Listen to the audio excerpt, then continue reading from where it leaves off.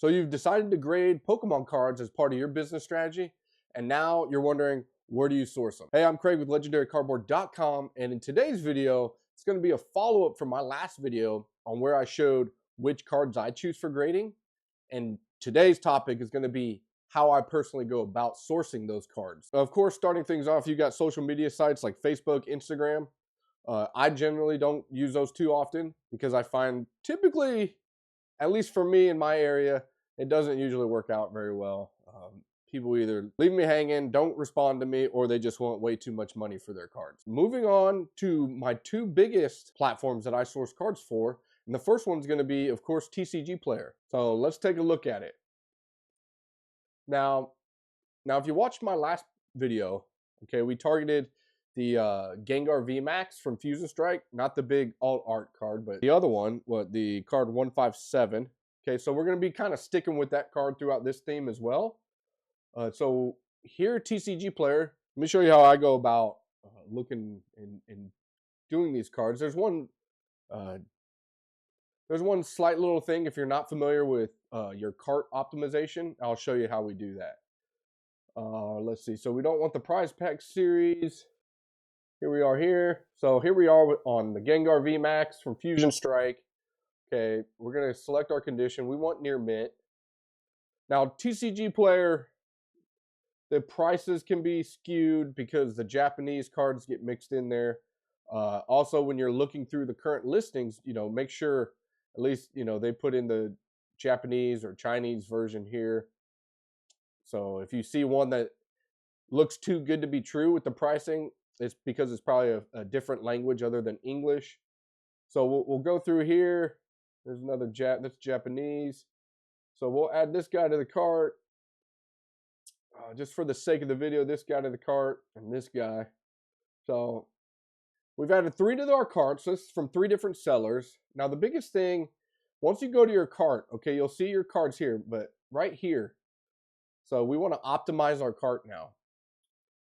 Now here's your rules for optimizing your cart. It'll always come with keep your current printings. Of course, that's what we want. We obviously want near mint, so we want to keep our current conditions of near mint. Okay, and then what I like to do is I also like to keep the current set and series, okay? And then we just hit optimize. Now we're presented with the 3 different options: TCG Player, direct, verified sellers, and then any seller. So here, the direct, this is a ridiculous price. We don't want to pay that. My recommendation is stay away from the direct. That's me personally. I say that because, yes, you have all these check marks that show, hey, you're really protected here. But in my mind, if you're not familiar how TCG Player Direct works, I'm the seller, right? I get all my cards that I want to send off to TCG Player for them to hold and for them to fulfill the orders that come through. I don't know what that looks like on that end, how many people sort through those cards, how many people are pulling orders. That's just more hands that are getting on the cards that could potentially bring that condition down. I'm not saying that's 100% accurate. That's what goes in through my head. I may overthink things, but I stay away from the TCG Player Direct for that simple reason.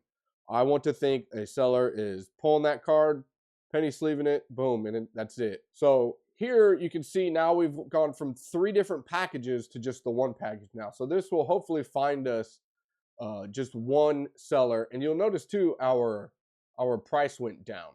So I like to always hit the any seller because I like to give all the guys a chance. So here you go. They found Full Moon Games has 3 of those items in the near mint condition at a better price overall from when I was buying them separately, because now I'm only getting charged the shipping from this 1 seller versus the 3 different sellers. Now, it's very common for TCG Player sellers to have free shipping, but not all of them do, and that can add up on your price. And you see here, this one actually has 4 of them in that condition, so you could obviously add 1 more there if you wanted to. And that's the quick and simple way of how I use TCG Player. Generally, photos aren't associated with the listings, so it's kind of a quick, simple, hey, make sure your seller has a good feedback rating, They have plenty of sales. Even if they don't have plenty of sales, you know, give somebody a shot, and then that's it. You put them in your cart, optimize your cart, select, purchase, and wait. So another thing about TCG Player is, unfortunately, even though TCG Player outlines what each condition means, right? What are the standards for near mint, light played, moderate played, heavy played, damaged, right? I tend to see some people perceive those a little differently, and I'll show you this Gengar VMAX, which I bought off a TCG Player. If you look at the back here, okay, this guy showed up as a near mint, right? It was listed as near mint. A lot of whitening along this edge here. A lot of whitening on the corners. All the corners are whitening, but I don't know if you can see it too well, but you can see along that edge, just nothing but white.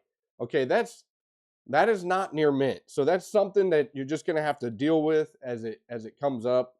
It's something you cannot avoid. It's going to happen. So that's just something to keep in mind when purchasing a TCG Player. Now, of course, my number one platform that I really like to focus sourcing cards for grading purposes is, of course, eBay. Now, moving over to eBay, I've already typed in the card here, but for me, I prefer eBay because now we get to see the pictures. And even though things can be skewed in pictures,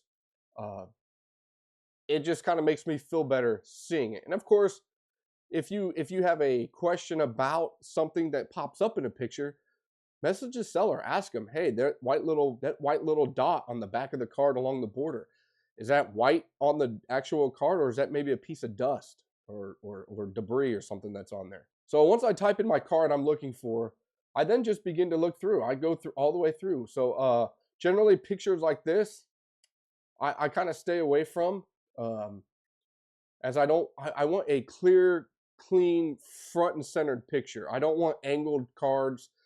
Sellers on eBay will try to angle cards at times to try to throw off the centering, so you can't really see it very well. So that's a tactic to look out for. But something like this right here, okay, click on that guy. What I generally don't look real quick. What I look at, okay, I just breeze over these pictures real fast here. I look at the seller, okay, 98 is 64 total feedback, and he's already down to 92. All I'll do is I'll add that to my watch list, okay? Adding it to my watch list, closing that out, and I'm back. Okay, these type of things I usually stay away from. See, bids. I'm not big on bidding. I just like to get cards right away. I don't want to bid and wait. Unless it's a bid that's about to end, of course I'll watch it, put it on my watch list, and try to snipe it if I can for a good price. Here's another suggestion is, when you're taking photos of your cards, don't have a very cluttered background. Have a plain white, plain black, just a plain colored background. That way people can really see the edges and get the as accurate of a condition as possible. So again, not terrible. We'll just add it to the watch list. Of course, always keep in mind of that, sellers that are away. And this is all I do. I just go down the list. I do a quick glance, okay, check their feedback. Usually if they're 98, 99% and they have a lot of feedback, I will at least attempt with that seller. And that's what I do. Now, something to keep in mind as well when we're coming on eBay, all right? The graded card market lives on eBay with TCG cards, right? So what we want to do, okay, obviously stay away from people like this, okay? Not always, but consigners. So DC Sports 87 is a consignment.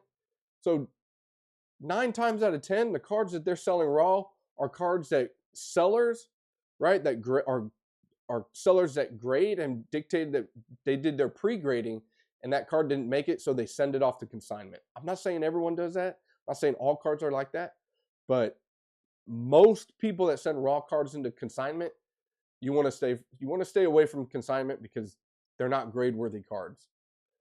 Something again, and we'll look up.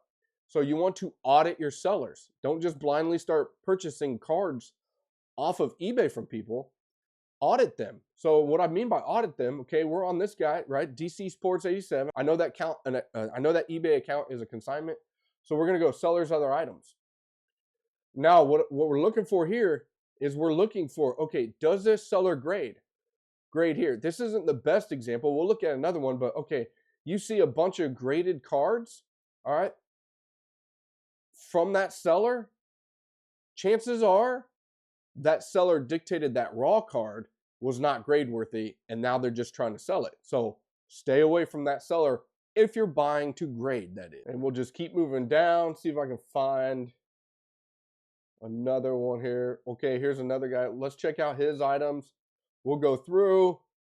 Okay, one graded card on there, doesn't have, only has 8. So you could probably take a chance there. He's not a grader, obviously.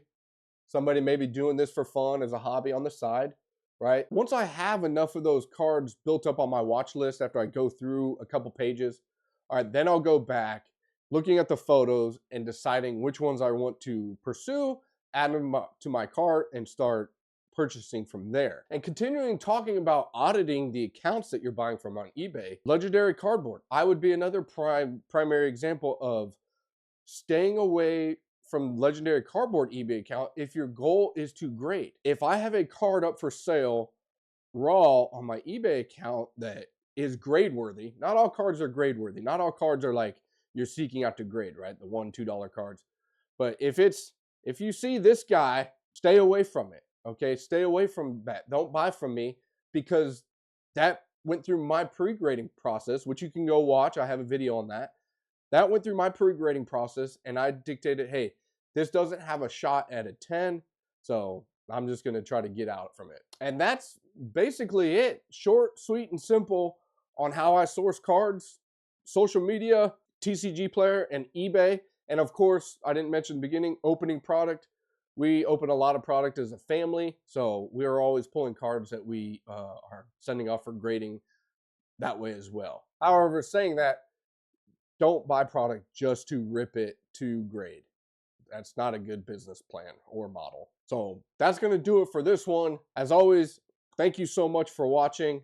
We appreciate all the support we're getting from you guys, and keep on buying our stuff. So until next time, we'll see you down the road.